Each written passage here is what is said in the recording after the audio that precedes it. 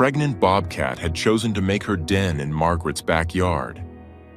Instead of being afraid, she welcomed the wild visitor, believing it was a blessing. She knew it was best to simply observe from a distance, letting the animal hunt and roam freely while she watched from her kitchen window, camera in hand, as part of her daily morning routine. The quiet companionship brought her comfort after losing her husband. Weeks later, on a sunny afternoon, Margaret discovered the bobcat had given birth to kittens in the nest beneath her deck. But the joy didn't last long. A sudden noise at the front door signaled a far more dangerous intruder. A masked man who believed he'd found the perfect, helpless target. He stepped inside, thinking she was alone. But what happened next would leave police stunned. Before we start, hit the like button and make sure to subscribe if you haven't, and hit that notification bell so that you won't miss any new stories. Just west of Colorado Springs off Highway 24, Margaret Thompson sat in her kitchen, steam rising from her morning coffee as she gazed out the window at the empty bird feeder. 6 months had passed since Harold's funeral, and the house still felt too quiet, too still. At 72, she found herself rattling around in the ranch-style home they'd shared for 43 years, each room echoing with memories. Her daughter Sarah lived in Seattle now, her son Michael in Boston. They called weekly, visited when they could, but the long stretches between felt endless. That Tuesday morning in early March changed everything. Movement in the backyard caught her eye. Not the usual squirrels or cardinals, but something larger, more deliberate. Margaret set down her mug and leaned closer to the window. There, near the old garden shed Harold had built their first summer here, a bobcat moved with fluid grace through the dormant flower beds. The wild cat was magnificent, easily 30 pounds, with distinctive black-tipped ears and that characteristic stubby tail that gave the species its name. Her tawny coat was marked with dark spots and bars, perfectly designed for blending into the dappled shadows of the Colorado foothills. But what struck Margaret most was the cat's behavior. Instead of passing through like the occasional wildlife visitors she'd seen before, this bobcat seemed to be settling in. Margaret watched, transfixed, as the female bobcat, she could tell by the smaller, more refined features compared to the bulkier males she'd seen in nature documentaries, began gathering dried grasses and small branches. The cat was making a den beneath the raised deck Harold had built for their 35th anniversary, the one where they'd spent countless summer evenings watching the sunset paint the mountains gold. "Well, I'll be," Margaret whispered, her breath fogging the glass. Her first instinct might have been fear, but Margaret had spent enough years in Colorado to understand wildlife. This wasn't aggression or invasion. This was a mother-to-be seeking shelter. The bobcat's sides showed the telltale roundness of pregnancy, and late winter was indeed birthing season for these remarkable creatures. As a longtime volunteer at the local nature center before Harold got sick, Margaret knew that female bobcats sought out protected, quiet spaces for their dens. Apparently, her backyard qualified. She reached for Harold's old Nikon camera on the shelf, the one he'd used to photograph birds and landscapes during their hiking days. The weight of it in her hands brought a bittersweet pang, but also comfort. Harold would have been thrilled by this visitor. Over the following days, Margaret established a routine. Each morning, she'd position herself at the kitchen window with her coffee and Harold's camera, maintaining a respectful distance while documenting her unusual tenant. The bobcat, which Margaret had begun thinking of as Lady in her mind, seemed to accept this arrangement. Wild animals, Margaret knew from her nature center days, could sense intent. Lady appeared to understand that the elderly woman watching from behind glass posed no threat. The photographs became Margaret's new purpose, She learned Lady's patterns: early morning stretches in the weak spring sun, late afternoon grooming sessions, the careful way she'd slip away at dusk to hunt.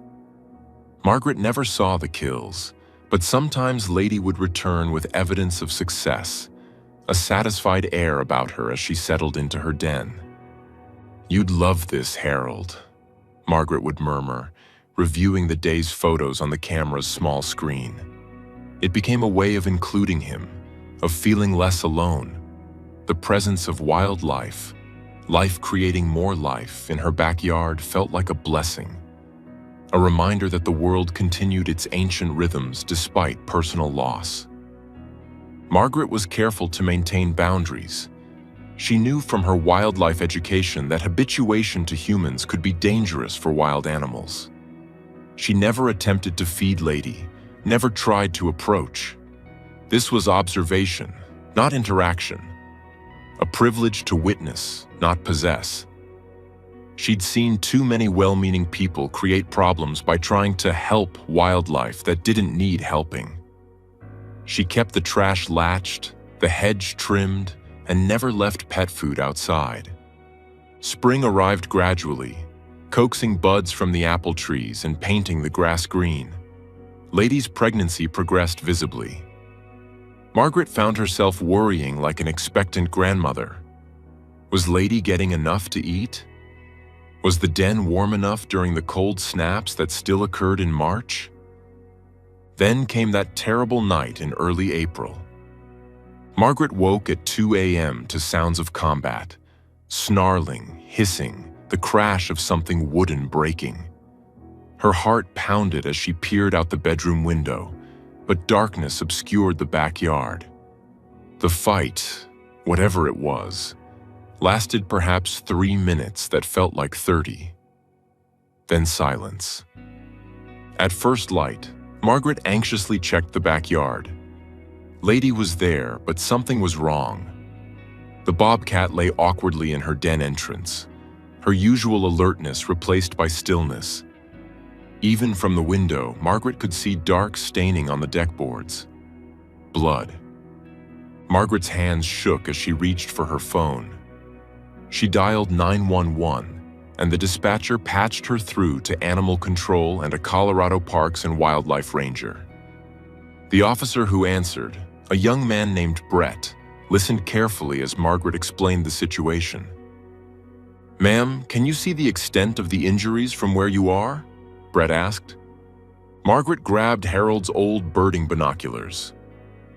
There's a gash on her right shoulder, maybe 4 inches long. She's breathing, but she hasn't moved in 20 minutes. "Okay, Mrs. Thompson, this is important. Is the animal responsive?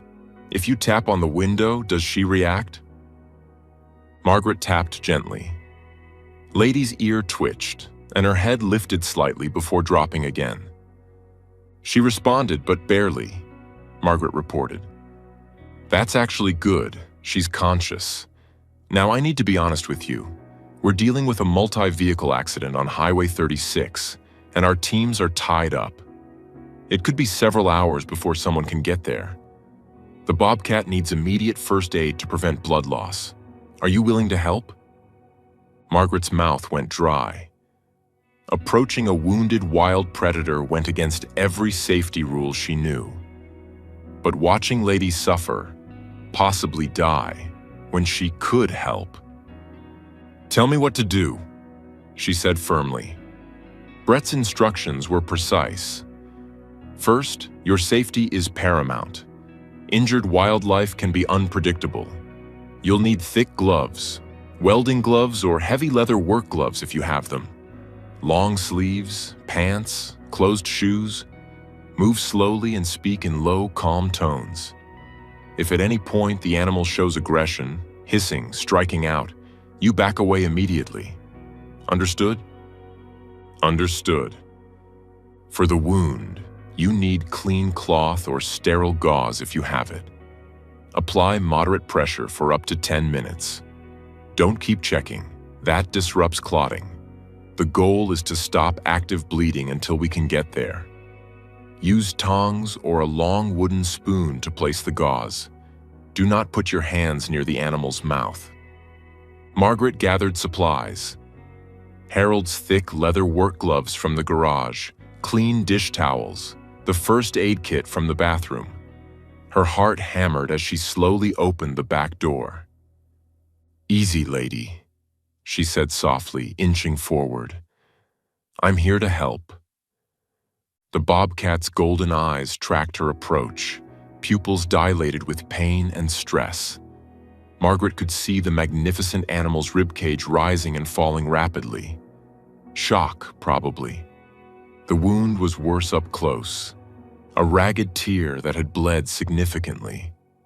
Moving with deliberate slowness, Margaret knelt 3 feet away and extended the folded towel toward the wound. Lady growled low, a warning. Margaret froze. "I know, sweetheart. I know it hurts, but you need help, and you've got babies to think about." Maybe it was the tone, maybe exhaustion, but Lady's growl faded. Margaret pressed the towel gently against the wound. Lady flinched but didn't strike. For 10 long minutes, Margaret maintained pressure, murmuring nonsense comfort words like she used to when her children were hurt. The bleeding slowed, then stopped. But Lady looked worse, panting now, tongue slightly out. "Brett," Margaret said into her phone, which she'd kept on speaker. "She looks dehydrated. Common with blood loss. Can you safely offer water? Small amounts only. Use a shallow dish or drops from your finger. Don't force it." Margaret fetched a saucer of water. Lady lapped weakly at it, managing perhaps a tablespoon before losing interest. "That's good," Brett assured her. "Now I need you to back away and let her rest. Check every hour from a distance. We're working on getting someone there, but this accident. There are fatalities. I'm sorry." The day crawled by. Margaret checked hourly, offering water when Lady would accept it. The bobcat remained still, breathing but unresponsive to Margaret's soft calls. As afternoon wore on, Brett called with worse news. Highway 24 was completely blocked by a rock slide. No one could get through until at least tomorrow. "She needs nutrients if she's going to make it through the night," Brett said. "Can you manage feeding?" Under Brett's guidance, Margaret prepared small pieces of raw chicken breast from her freezer. No seasoning, no bones, just plain meat cut into swallowable pieces. Lady managed to eat 3 small pieces before turning away. That night, Margaret barely slept, checking on Lady every 2 hours with a flashlight. The bobcat remained in the same position, sides rising and falling steadily. Still alive, still fighting. Morning brought a small miracle. Lady had shifted position and was grooming her good shoulder. A positive sign, Brett said when Margaret called.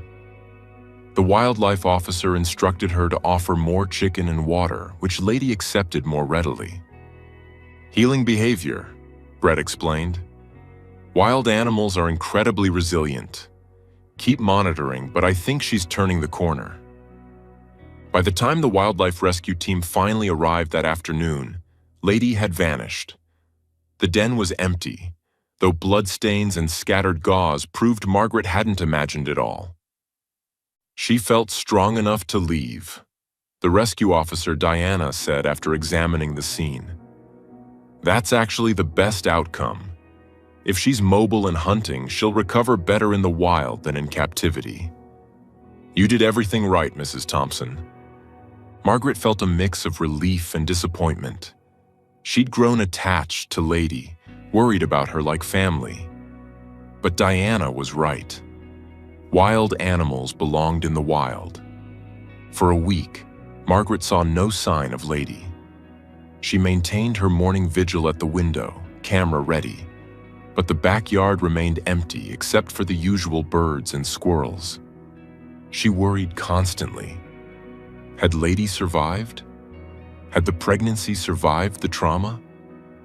Then, on a brilliant Sunday morning in late April, movement under the deck caught her eye. Lady emerged, thinner but moving normally, the wound now a healing scar.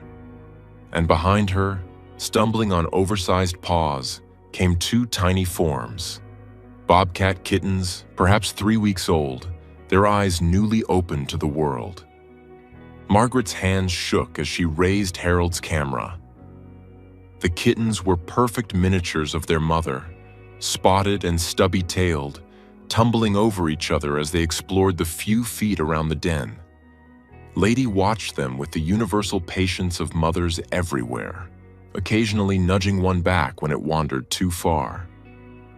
"Oh, Harold," Margaret whispered, tears streaming down her face. "Look at them. Just look at them." For the next month, Margaret documented the little family's progress.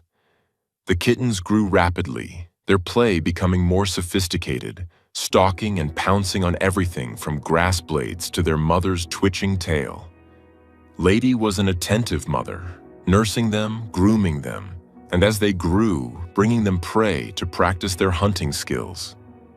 Margaret found herself planning her days around their active periods, usually early morning and dusk. She started a journal, documenting behaviors and milestones. The larger kitten, which she privately called Brave, was always first to explore new territory. The smaller one, Careful, hung back, observing before following.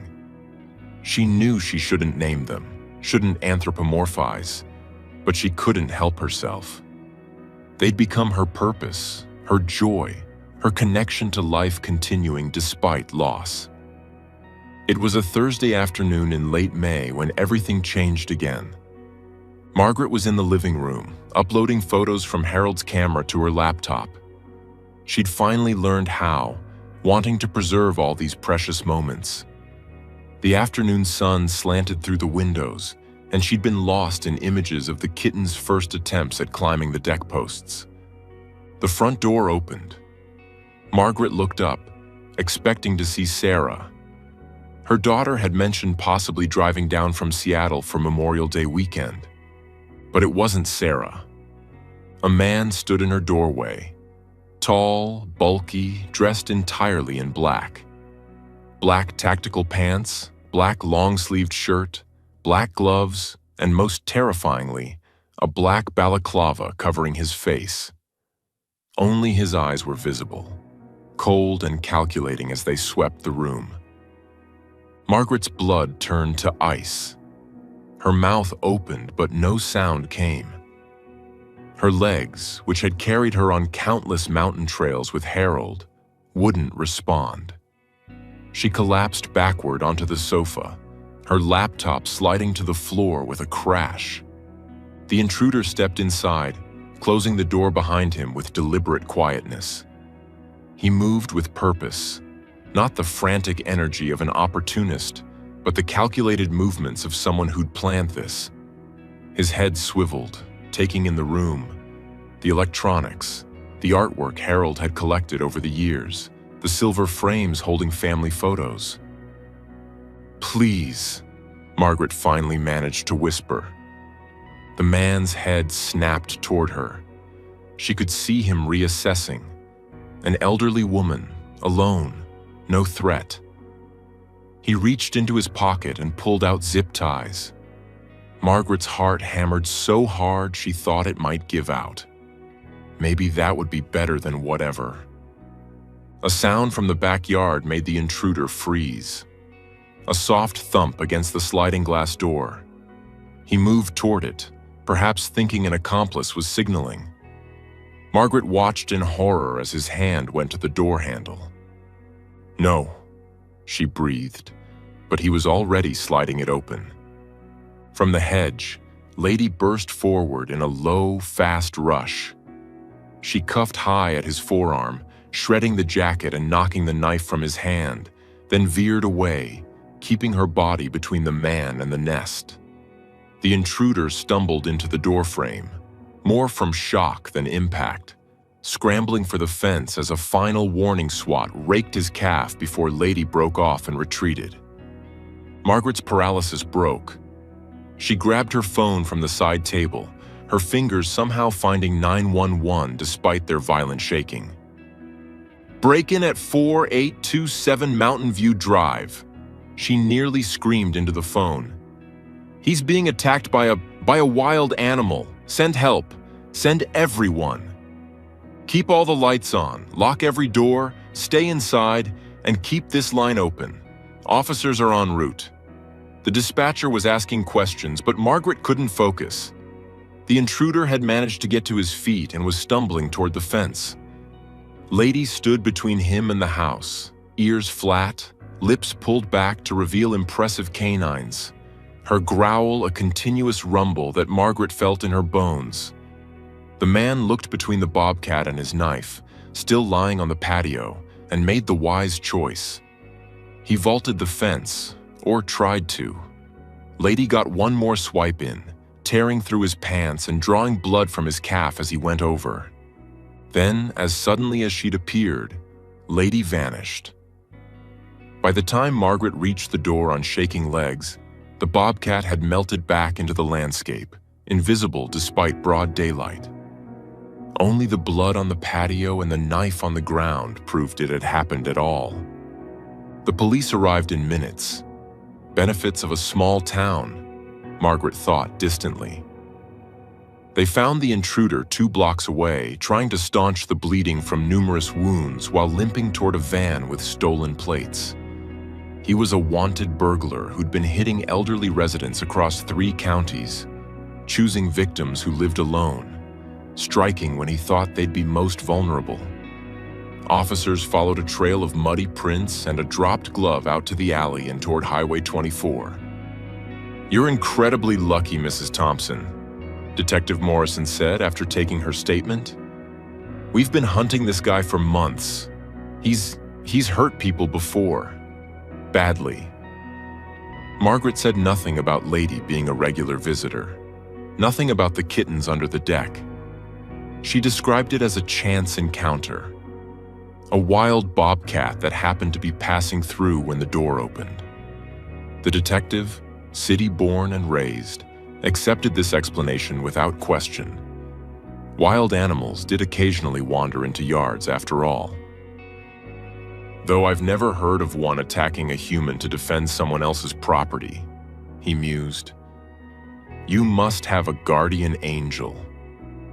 Margaret thought of Lady, probably now curled up with her kittens in the den, washing their faces and purring reassurance.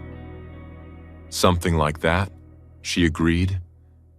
A Colorado Parks and Wildlife Ranger showed up an hour later, concerned about a dangerous bobcat in a residential area. The ranger on scene confirmed the signs of field triage and advised continuing hands-off observation going forward. Margaret watched from her window as they searched the yard, finding the den but no occupants. Lady had moved her family, probably to one of several backup dens female bobcats typically maintain. Smart girl.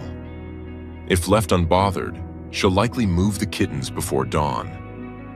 "Looks like she's moved on," the officer told Margaret. "We'll put up a warning in the neighborhood, but bobcats rarely attack humans unless cornered or defending young. This was a freak incident." That evening, after everyone had left and Margaret had called both her children to reassure them she was fine, leaving out most of the details to avoid panic, she sat at her kitchen window with a cup of tea. The backyard looked empty, abandoned. She missed Lady and the kittens already, even understanding why they'd had to leave. Then, just as the sun touched the mountains, she saw movement at the tree line. Lady emerged, cautious, alert. The bobcat looked directly at the window, those golden eyes meeting Margaret's across the distance. For a long moment, they regarded each other. 2 mothers who'd helped each other through loss and fear. Lady turned and melted back into the woods. Margaret never saw her again, though sometimes she'd find prints in the garden or a tuft of fur caught on the fence. She liked to think Lady and her kittens thrived out there, living the wild life they were meant to live. The attempted burglary made the local news, though Margaret declined all interviews. She did, however, share her Bobcat photos with the Nature Center, omitting the more dramatic parts of the story. The images of Lady and her kittens became part of an educational presentation about urban wildlife and coexistence. CPW scheduled a short neighborhood talk on living with urban wildlife. No feeding, no interference, secure trash, give space. Sarah insisted on installing a security system and new locks. Michael wanted her to move to a retirement community. Margaret refused both, though she accepted the security system as a compromise. She wasn't afraid anymore. She'd been protected once by something wild and fierce and unexpected. She felt Harold would have loved the poetry of it, nature itself rising up to defend her when she needed it most. She kept one photo on her nightstand and another on the mantel beside Harold's. Lady in profile, a kitten held gently by the scruff. It reminded her that the world was full of unexpected connections, that help could come from the most unlikely sources, and that sometimes, just sometimes, the universe provided exactly the guardian you needed, even if it came with spots, claws, and a stubby tail. On quiet mornings, Margaret still sat at her kitchen window with her coffee, Harold's camera nearby. She watched the regular birds, the occasional deer, the changing seasons, and sometimes, when the light was just right and the wind carried wild scents from the mountains, she could almost feel golden eyes watching back, keeping watch from the shadows. A guardian angel indeed, just one that hunted on four legs and sang no hymns except the ancient song of survival and fierce, unexpected love. The empty nest under the deck remained undisturbed, a shrine to the strange and wonderful spring when loneliness was interrupted by new life, when kindness was repaid with protection, and when an elderly widow learned that family can take many forms, even wild ones with tufted ears and hearts as brave as any humans. Margaret Thompson never felt alone in her house again.